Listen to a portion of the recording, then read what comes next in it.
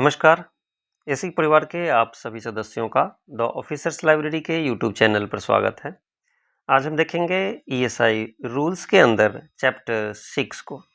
Chapter 6 थोड़ा लंबा होने के कारण हम इसे 2 पार्ट में देखेंगे। आज देखते हैं पार्ट 1 में कुछ रूल्स को।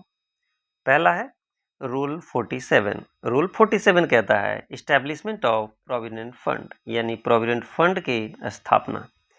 ESIC to establish and contribute to a provident fund for its employees, यानी ESIC अपने एम्प्लॉयज़ के लिए प्रोविडेंट फंड की स्थापना कर सकता है और उसमें कंट्रीब्यूट कर सकता है, एक्सक्लूडिंग गवर्नमेंट डिप्यूटी। जो गवर्नमेंट से डिप्यूटेशन पर आते हैं उनके लिए नहीं, यानी उसको एक्सक्लूड करके। तो हमने देखा कि रूल 47 ESIC को प्रोविडेंट फंड स्थापित करने की शक्ति देता है और उसके लिए कंट्रीब्यूट करने का। Next rule 48 administration of provident fund. Provident fund का एडमिनिस्ट्रेशन करने के लिए भी देखते हैं। The provident fund is administered by the standing committee. ये इंपॉर्टेंट है कि यदि इस तरह से प्रोविडेंट फंड बनाए जाते हैं तो उसका एडमिनिस्ट्रेशन किसके द्वारा किया जाएगा? तो स्टैंडिंग कमेटी के द्वारा किया जाएगा, या फिर an approved committee under set condition. जो कंडीशन है उसके अकॉर्डिंग अप्रूव्ड कमेटी के द्वारा, या तो स्टैंडिंग कमेटी या फिर किसी अप्रूव्ड कमेटी के द्वारा। तो ये था रूल 48। 47 स्थापना करने का और 48 उसका एडमिनिस्ट्रेशन करने का। नेक्स्ट है रूल 49। क्या कहता है? Framing of provident fund regulation, यानी जब ये फंड बनाए जाएंगे तो उसका रेगुलेशन कैसे किया जाएगा, ये है 49। द कॉर्पोरेशन में subject to the previous approval of central government make regulation। Regulation बना तो सकती है लेकिन किसके अप्रूवल से? तो सेंट्रल गवर्नमेंट के। To provide for all other matters incidental to और necessary for the provident fund. Provident fund के लिए रेगुलेशन बनाने का काम कॉर्पोरेशन करेगी, किसके अप्रूवल से? तो सेंट्रल गवर्नमेंट के अप्रूवल से। तो ये 3 बातें थी रूल 49 में। Next rule 50। रूल 50 है वेज लिमिट। किसके लिए? For coverage of an employee under the ESI act. ये आपके लिए काफ़ी इंपॉर्टेंट है, यहाँ से एग्जाम में क्वेश्चंस भी आएंगे। The wage limit for employee coverage under this act is 21,000 per month. ये सबसे इंपॉर्टेंट क्वेश्चन है, आपसे सीधा सीधा पूछ लिया जाता है कि एम्प्लॉय के कवरेज के लिए वेज लिमिट क्या है। वेज लिमिट क्या है? तो 21,000 है। नेक्स्ट देखते हैं इसमें और क्या है। Employees exceeding this limit during a contribution period remain covered until it's and. यह भी इम्पॉर्टेंट है, आपसे यहाँ से भी क्वेश्चन पूछा जाएगा और 2018 में पूछा भी गया है। इसका आपने देखा कंट्रीब्यूशन पीरियड, हमने पिछले वीडियोज में एक्ट के वीडियो में हमने डिस्कस किया था कि यह कंट्रीब्यूशन पीरियड क्या होता है। तो आपको पता है 2 कंट्रीब्यूशन पीरियड होता है, अक्टूबर टू मार्च, दूसरा अप्रैल टू सितंबर। ये 6 महीने का कंट्रीब्यूशन पीरियड होता है।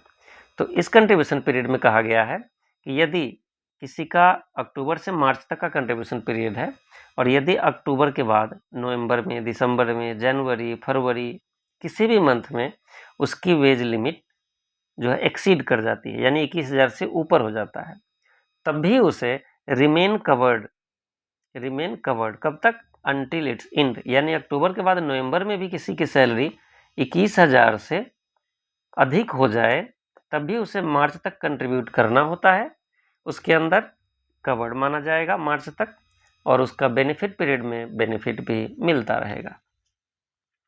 नेक्स्ट देखते हैं फॉर पर्सन विथ डिसेबिलिटी, यानी PWD जिसे हम कहते हैं, ऐसे लोगों के लिए 25,000 की वेज लिमिट है। तो हमने देखा यहाँ से हमारे लिए 3 इंपॉर्टेंट क्वेश्चन। पहला, वेज लिमिट क्या है? नॉर्मल केस में 21,000 पर मंथ, PWD के केस में 25,000 पर मंथ, और कोई आउट ऑफ कवरेज जाने के बाद भी, यानी सैलरी एक्सीड करने के बाद भी कब तक वो कवर रहेगा? तो अंटिल इट्स एंड, किसके? तो कंट्रीब्यूशन पीरियड के एंड तक। तो ये था हमारा रूल 50, इंपॉर्टेंट था आपके एग्जाम पॉइंट ऑफ व्यू से। नेक्स्ट है rule 51। Rule 51 rate of contribution की बात करता है। यह भी आपके लिए काफ़ी इंपॉर्टेंट है, सारे कैडर के लिए। एम्प्लॉयज कंट्रीब्यूशन कितना होता है? 3.25%। Employees contribution 0.75। Employers and employees, employers 3.25, employees 0.75, total 4%। यह रेट कब से लागू किया गया है? तो 1 जुलाई 19 से। इससे पहले 6.5% था, अभी यह 4% हो गया है। कब से लागू है? तो 1 जुलाई 19 से। नेक्स्ट देखते हैं। नेक्स्ट है हमारा रूल 51A। रूल 51A क्या कहता है? Employers contribution in respect of certain employees. Employer के कंट्रीब्यूशन की बात है, कुछ विशेष एम्प्लॉय के बारे में देखते हैं क्या प्रावधान किए गए हैं। Employers are not required to pay, यानी एम्प्लॉयर को पे नहीं करना होता है। कब?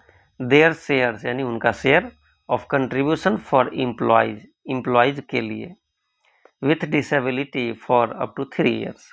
यानी जो हमने देखा पीछे कि पीडब्ल्यूडी के केस में 25,000 तक वेज लिमिट है, इनके लिए एम्प्लॉयर को अपने शेयर का भुगतान नहीं करना होता है। कितने दिन तक? अप टू 3 ईयर्स, यानी 3 साल तक। तो 3 साल तक क्या उसका भुगतान नहीं किया जाएगा, या ईएसआईसी को यह पैसा किसी और माध्यम से मिलेगा? देखते हैं। From the start of the contribution period, instead the central government reimburse the employer's contribution to the ESIC for such employees during this period। यानी उस 3 साल तक सेंट्रल गवर्नमेंट से ESIC को वो पैसे मिलेंगे। तो ये था हमारा रूल 51। यहाँ से इम्पोर्टेंट है कि कितने दिन तक का, तो 3 साल तक ये पूछा गया है क्वेश्चन, और आगे भी आपके एग्जाम पॉइंट ऑफ व्यू से इम्पोर्टेंट होगा। और कौन पे करेगा? तो सेंट्रल गवर्नमेंट पे करेगी। नेक्स्ट, एम्प्लॉयर कंट्रीब्यूशन वेब होगा यहाँ पर। नेक्स्ट देखते हैं रूल 52। रूल 52 कहता है exemption from payment of employees contribution. Employees contribution देने की जरूरत नहीं है। यहाँ से इंपॉर्टेंट क्वेश्चन है, क्या क्या? सबसे पहले किस रूल में एग्जेम्पशन दिया गया है? तो रूल 52। एग्जेम्पशन का डेफिनेशन क्या है वो मैं दिखाता हूँ। The average daily wages during a wage period for exemption, exemption के लिए from payment of employees contribution, यानी जो एम्प्लॉयज है यानी वर्कर है उनके भुगतान की जरूरत नहीं पड़ेगी। कब? Under section 42 shall be up to and inclusive of rupees 176 only. यानी यदि किसी वर्कर की सैलरी रुपीज 176 से कम होता है, 176 पर डे, इससे कम होती है सैलरी उनकी, तो इस केस में एम्प्लॉयज कंट्रीब्यूशन पेमेंट नहीं करना होता है, और हम ऐसे एम्प्लॉयज को एग्जेम्प्टेड एम्प्लॉय का दर्जा देते हैं। इस तरह यहाँ इंपॉर्टेंट क्वेश्चन क्या क्या हो गए? रूल 52 में एग्जेम्पशन की बात कही गई है, और अमाउंट कितना? 176 पर डे। तो ये था हमारा रूल 52। नेक्स्ट देखते हैं रूल 53। रूल 53 क्या था? राइटिंग ऑफ लॉसेस, यानी लॉस को राइट ऑफ कर देना।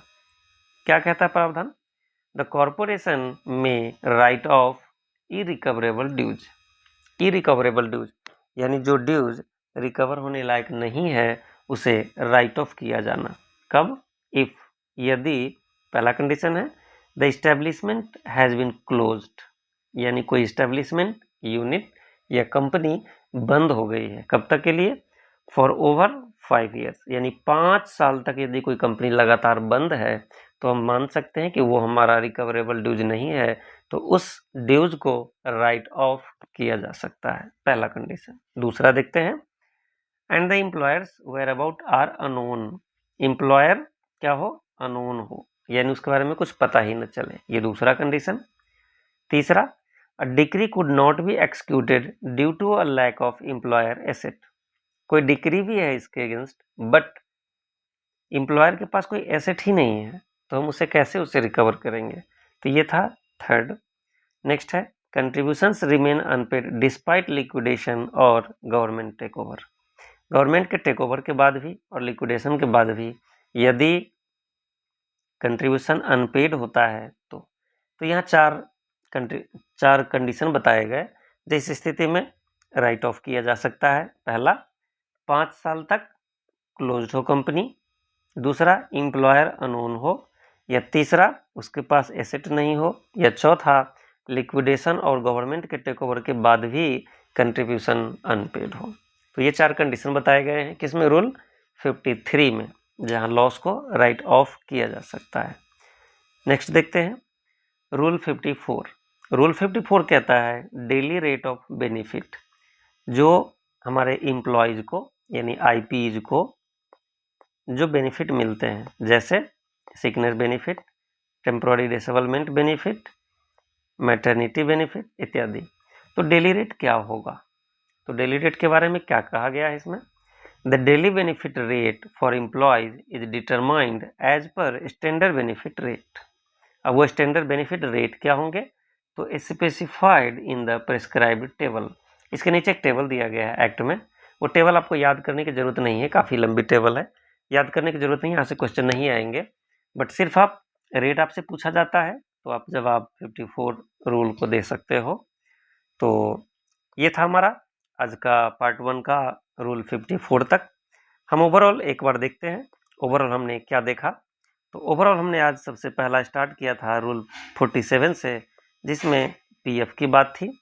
पीएफ का सबसे पहला था इस्टेब्लिशमेंट, दूसरा था एडमिनिस्ट्रेशन कैसे किया जाएगा, और थर्ड था कि उसके लिए रेगुलेशन कॉरपोरेशन बनाएगी। अब आगे जो इम्पोर्टेंट हमने देखे थे रूल 50।